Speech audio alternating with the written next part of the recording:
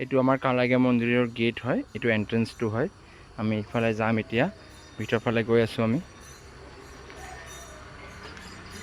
এইটো ভিতৰ ফালে গৈ আছোঁ।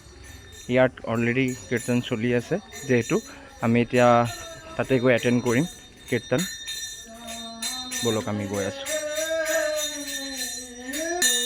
এয়া আমাৰ কালাইগাঁও মন্দিৰ, তাতে কীৰ্তন চলি আছে, আৰতি কৰি আছে।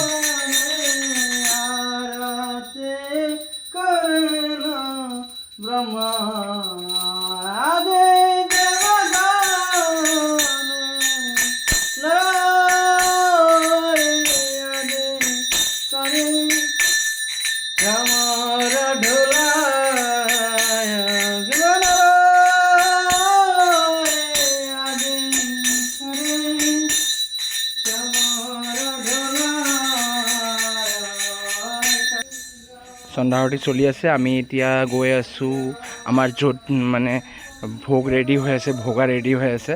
তো আমি ইফালে গৈ আছোঁ এতিয়া ভোগৰ ৰেডিৰ ফালে। বলক, এয়া আমি গৈ আছোঁ এতিয়া য'ত আমাৰ ভোগা ৰেডি হৈ আছে। বলক আমি যাওঁ।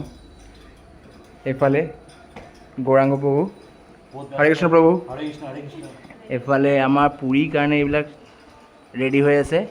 এইফালে মাতাজী চব ৰেডি কৰি আছে বঢ়িয়াকৈ, চব চব্জি উব্জি কাটি আছে। এইফালে এয়া আমৰ চাটনিও হ'ব। এইফালে আমাৰ নতুন মাতাজী দাঁত দেখাই আছে, চাক লওক।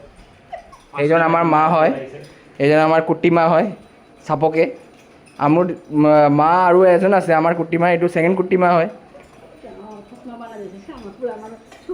ঠিক আছে, আমি আৰু এইফালে আমি কিচেনৰ ফালে যাম। বলক, এইফালে আমাৰ সুকুমল প্ৰভু, ইয়াত আলুৰ দমৰ তৈয়াৰী কৰি আছে, আলু ফ্ৰাই হৈ আছে। চাই লওক কেনেকুৱা লাগিছে গাইজ, ক'ব আপোনালোকে। এয়া আমাৰ সুকুমল প্ৰভু। আমি একচুৱেলি ইয়াত ফুৰিব আহিছিলোঁ, তো আমি অলপ ভাবিলোঁ কিবা সেৱা এটা যদি আছে সেৱা কৰোঁ, চ' তাতে লাগি আছোঁ।